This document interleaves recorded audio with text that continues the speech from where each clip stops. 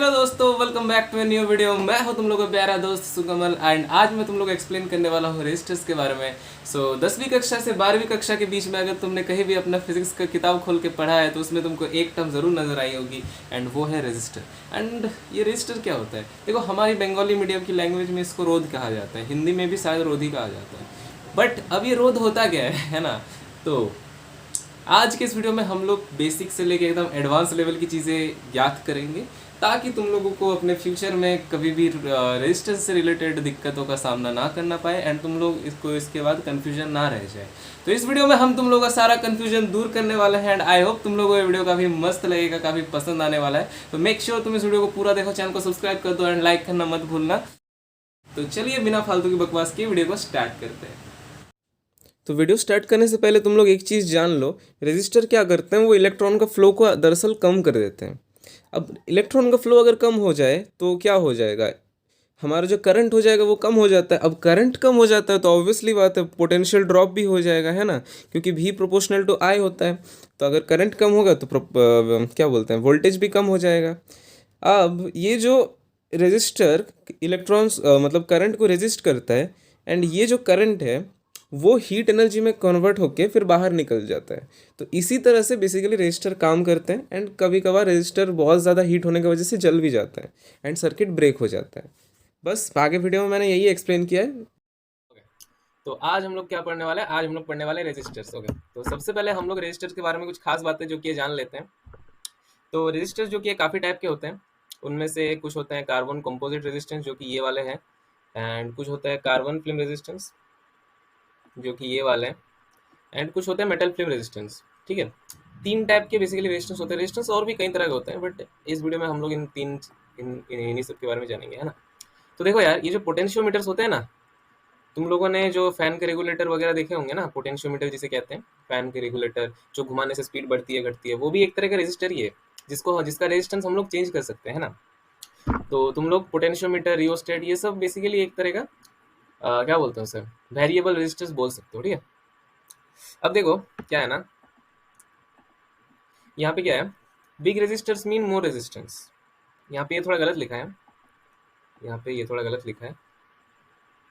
Big resistor का मतलब more resistance तो नहीं कह सकते, बट बिग रेजिस्टर्स का मतलब ये जरूर होता है कि जितना ज़्यादा उसका साइज होगा उतना ज़्यादा वो हीट निकाल पाएगा, मतलब उसका स्टेबिलिटी उतना ज़्यादा होगा। तो मान लो अगर कोई रेजिस्टर बड़ा है, मतलब वो ज़्यादा हीट निकाल पाएगा ना। तो मान लो ये एंड हाँ, ऑब्वियसली बात है, ज़्यादा बड़ा होगा तो ज़्यादा रेजिस्टेंस भी उसका ज़्यादा ही होगा, मतलब इसका रेजिस्टेंस ज़्यादा होगा। किलो ओम, मेगा ओम, इस टाइप का कुछ इसका होता है। एंड ये जो छोटे वाले रेजिस्टर्स हैं, ये ये मेगा ओम वाला है एंड ये सब किलो ओम।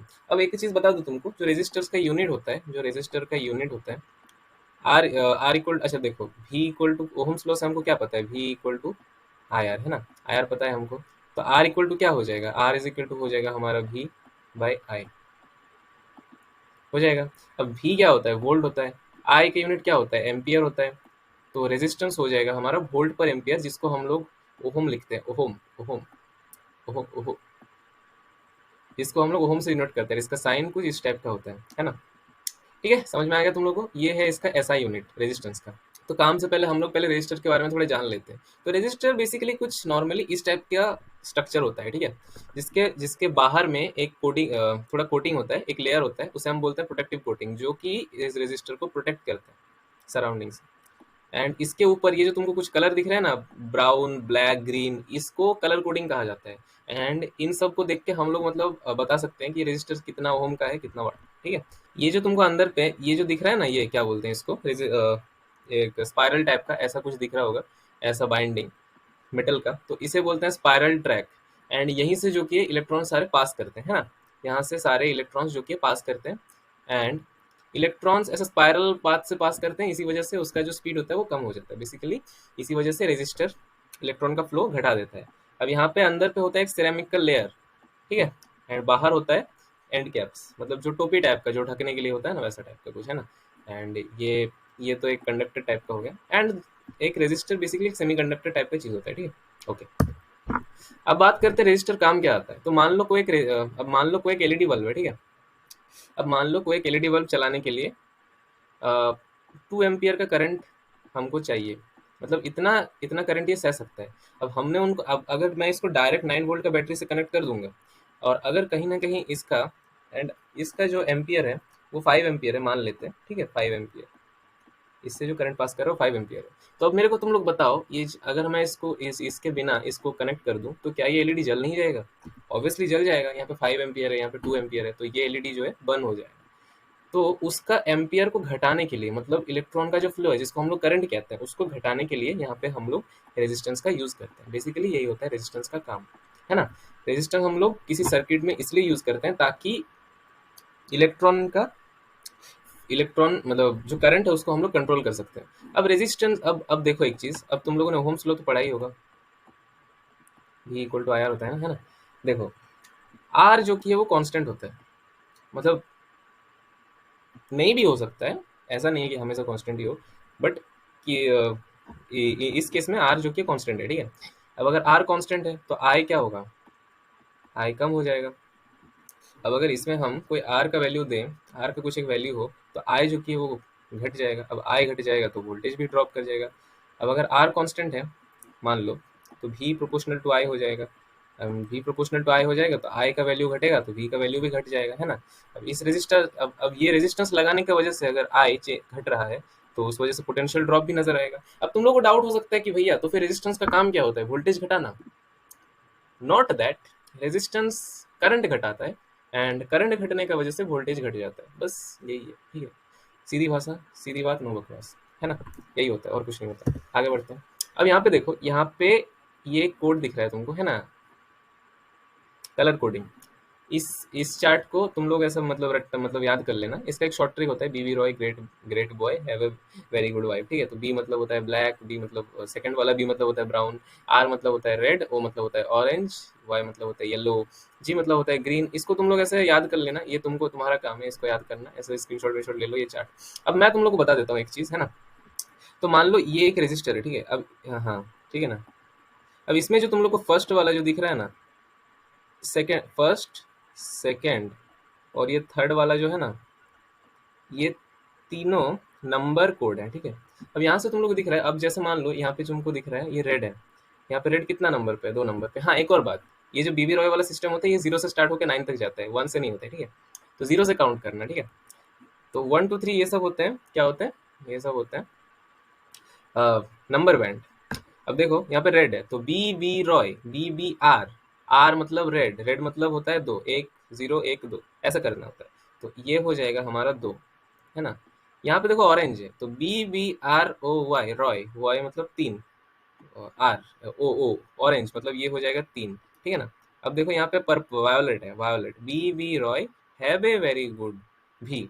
तो बी, तो देखो क्या होता है, B B R O Y 5 A 4 and B blue 6, अब भी क्या आता है 7, है ना। तो ये हो जाएगा हमारा वायलेट, हो जाएगा हमारा 7, हो गया। अब आगे देख रहे हो तुमको ब्लैक दिख रहा है। अब ब्लैक, अब ये जो 4 नंबर वाला बैंड है इसका मतलब होता है मल्टीप्लायर। मल्टीप्लायर मीन्स ये इंटू 10 टू द पावर, ये जो नंबर है, नंबर पे क्या आ रहा है, ब्लैक में 0 आ रहा है, 10 टू द पावर 0, मतलब ये हो जाएगा हमारा 10 टू द पावर 0, ऐसा होता है। एंड 10 टू द पावर 0 होता है 1, तो इसका ये हो जाएगा इसका रेजिस्टेंस, ठीक है। अब मान लो यहाँ पे ब्लैक ना होके ब्लू होता है ना, तो ब्लू होता तो क्या होता, ब्लू में कितना है 6 है, ब्लू में कितना है 6 है, 6 होता तो यहाँ पे 10 टू द पावर 6 हो जाता, एंड ये 10 टू द पावर 6 इसके साथ मल्टीप्लाई हो जाता, एंड जितना हो जाता वो हो जाता हमारा रेजिस्टेंस ओहम में। अब देखो लास्ट में तुम लोग को एक और चीज दिख रहा होगा जो कि ब्राउन है। अब इसका मतलब क्या होता है, इसका मतलब होता है कि +1 टॉलरेंस, ये होता है टॉलरेंस, मतलब इसके आसपास, मतलब त्रुटि जिसको बोलते हैं, मतलब गलती, गलती है ना, गलती, ये होता है 1% के आसपास। अब यहाँ पे देखो ब्राउन है, ठीक है, ब्राउन मतलब होता है 1% के आसपास। तो अब इसमें 1% ज्यादा या 1% कम हो सकता है। तो मतलब इसका जो हमको रेजिस्टेंस मिल गया वो होता है 237 के आसपास, है ना।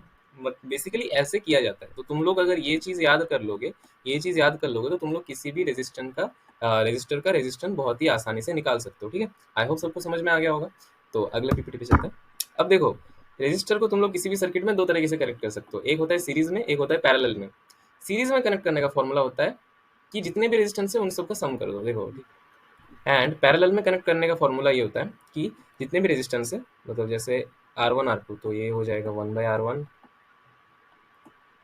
प्लस 1/R2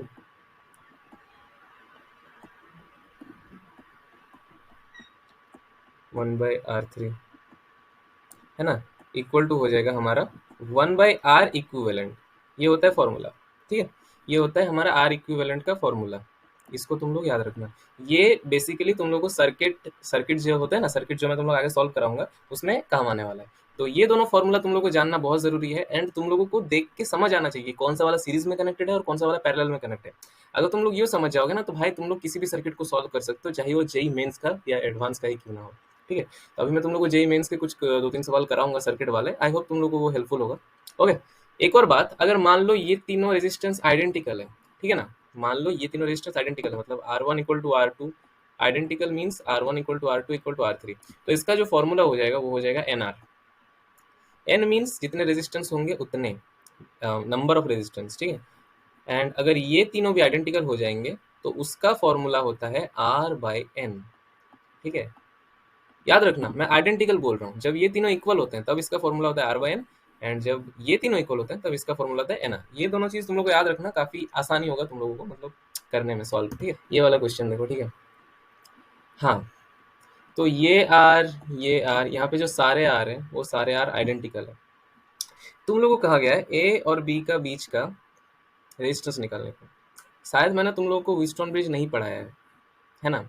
व्हीटस्टोन ब्रिज तुम लोगों को पता होगा, अगर एक ऐसा सर्किट होता है ना, रुको मैं बता देता हूँ तुम लोग को अभी। अगर तुम लोग को व्हीटस्टोन ब्रिज पता होगा तो कुछ इस टाइप का होता है, ये आर, ये यहाँ पे एक आर होता है, ये यहाँ पे एक आर होता है, और यहाँ पे एक आर होता है।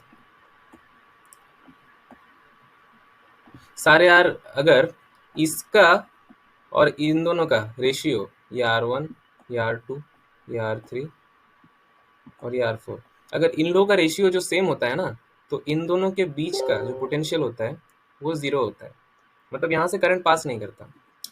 तो ये रेजिस्टर तो कैंसिल हो जाएगा कि देखो तुम लोग ध्यान से, ये कुछ कुछ व्हीटस्टोन ब्रिज की तरफ ही है, अगर तुम इसको खींच के देखो तो यहाँ से करंट पास नहीं होगा।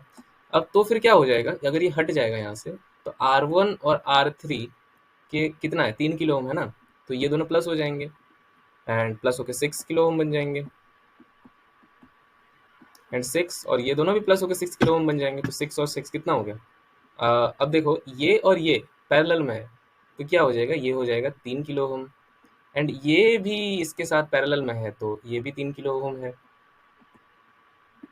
तो 3 किलो ओम और 3 किलो ओम पैरेलल में है, तो ये हो जाएगा 1.5 किलो ओम। ओके, तो आई होप तुम लोग को वीडियो पसंद आया होगा। आज के लिए बस इतना ही है ना।